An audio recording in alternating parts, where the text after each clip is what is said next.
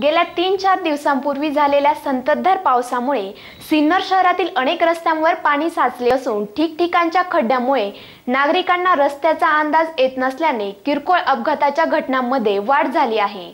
शहरातील वावीवेस परिसरात तर या घटनांमध्ये कमालीची वाढ झालेली आहे। गेल्या 3-4 दिवसापासून सुरू असलेल्या संततधार व रिमझिम पावसामुळे सिन्नर शहरात सर्वत्र पाणीच पाणी दिसू लागले आहे। काही भागात तर रस्ते कमी, खड्डे जास्त झाले आहे। त्या खड्ड्यात साचलेले पाणी यामुळे वाहनधारकांना खड्ड्यांचा अंदाज येत नाही। या खड्ड्यातील उडणारे पाणी पदचाऱ्यांच्या त्रासातील वाढ करणारी गोष्ट ठरत आहे। वावीवेस परिसरात तर या समस्येत अधिकच भर पडत आहे।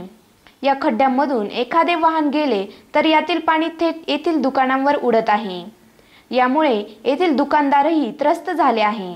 पावसाळ्यापूर्वी प्रशासनाच्या वतीने या गोष्टींचा अभ्यास होणे गरजेचे असताना सिन्नर शहरातील या खड्ड्यांच्या समस्यांवर प्रशासन अजूनही गंभीर नसल्याचे दिसत असल्याने ठिकठिकाणाहून नाराजीचा सूर उमटत आहे। SN न्यूजसाठी अक्षय गायकवाड। मी सोमनाथ मिठे बोलते। माझं बेकरी शॉप इथे आणि हा त्रास मी 15 वर्षापासून इथं राहतोय। दुकान माझं तेव्हा हा त्रास नव्हता, पण आता गेल्या 2 वर्षापासून हा इथं एवढा मोठा खड्डा पडला गेलेला आहे का अक्षरशः गाडी आल्यानंतर लोकांना धाग उभं राहतो की गाडी पलटी होती का काय। आणि शाळेतले लहान लहान मुलं जाते विद्यार्थी, त्यांना सुद्धा एवढं असं वाटतं की आपण अपघात करून जाऊ, म्हणून ते मोर धाकानी इथं आईवडिलांना घेऊन येतात, आईवडिलांबरोबर संगत जातात आणि या खड्ड्याची व्यवस्थित सोय करावी किंवा या खड्ड्यावर जो खड्डा झालेला आहे नगरपालिकेने किंवा याची दक्षता घेऊन व्यवस्थित ट्रेन करावा। आणि दुसरी गोष्ट अशी की या गाड्या इथं खूप रहदारी होती, हा खूप ट्रॉफिक होती, यासाठी काही सुविधा करावा आणि या खड्ड्याची व्यवस्था करून आणि